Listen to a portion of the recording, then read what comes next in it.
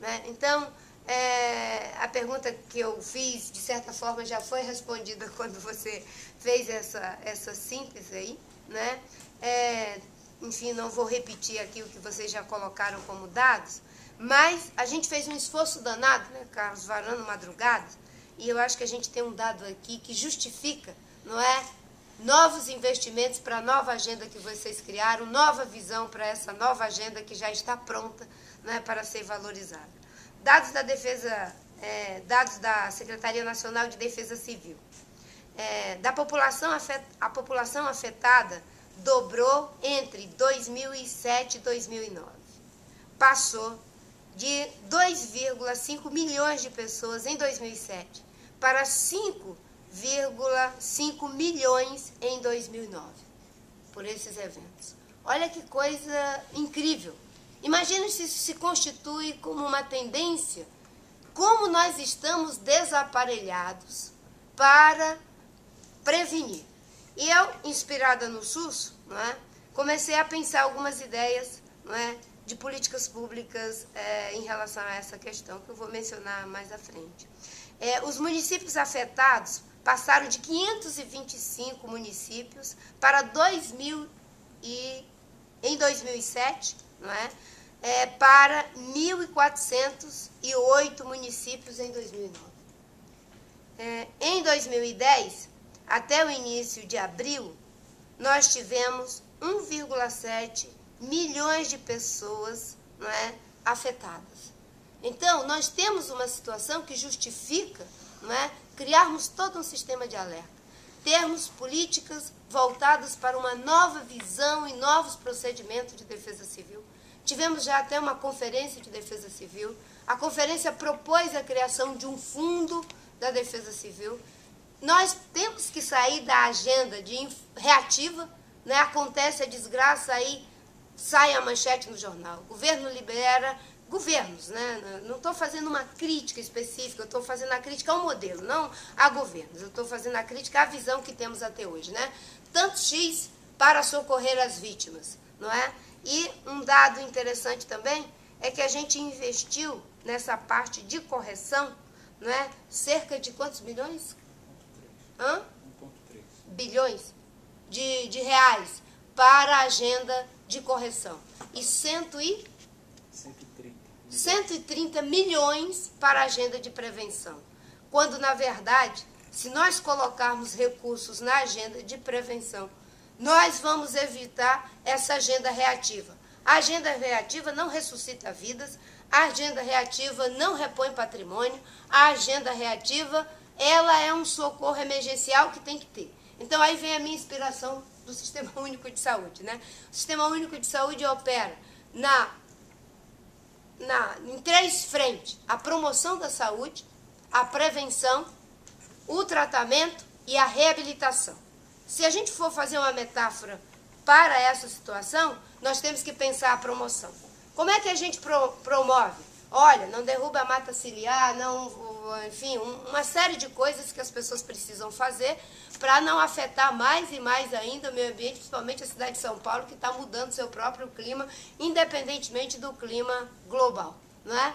Na agenda de prevenção, como é que a gente socorre da saúde? É o seguinte: você promove a saúde dizendo coma menos, o cuidado com açúcar para não ter diabetes, uma série de coisas que ajudam a promover saúde. Quando você vai para a agenda já de prevenção, dê a vacina da criança, aí você está prevenindo como é que chama? Antitetânica e tantas coisas que a gente faz para prevenir a saúde. Mas tem gente que é doente, tem gente que é acidentado, então tem que ter tratamento mesmo para a pessoa, aí não tem jeito. E tem sequelas que a gente tem que ser reabilitado, tem que ter uma boa reabilitação. O processo todo faz, inclusive, com que os que precisam ser reabilitados tenham uma melhor reabilitação do que se a gente não tivesse as etapas anteriores. Nesse aspecto, a agenda é praticamente a mesma, mudando os procedimentos, não é? E aí a gente pode fazer um link agora na agenda de prevenção. Em vez de a gente estar prevenindo, a gente quer agravar. Vai sair um relatório agora sobre o Código Ambiental, o Código Florestal. Não é para prevenir, nem para remediar, é para piorar. a situação das florestas no Brasil.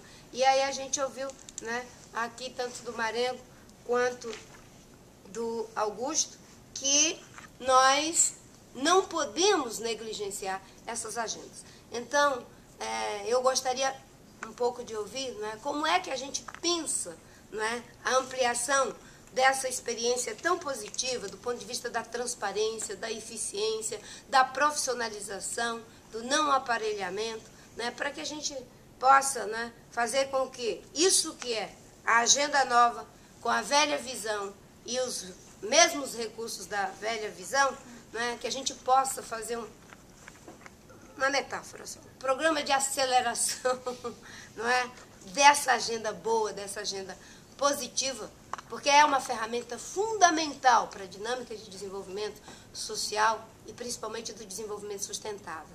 Nós estabelecemos 4 diretrizes no Ministério: controle e participação social, apoio às atividades produtivas sustentáveis, política transversal ou integrada e o fortalecimento do Sistema Nacional do Meio Ambiente. O que andou foi o fortalecimento do Sistema Nacional um pouco e a questão do combate às práticas ilegais na agenda do desmatamento.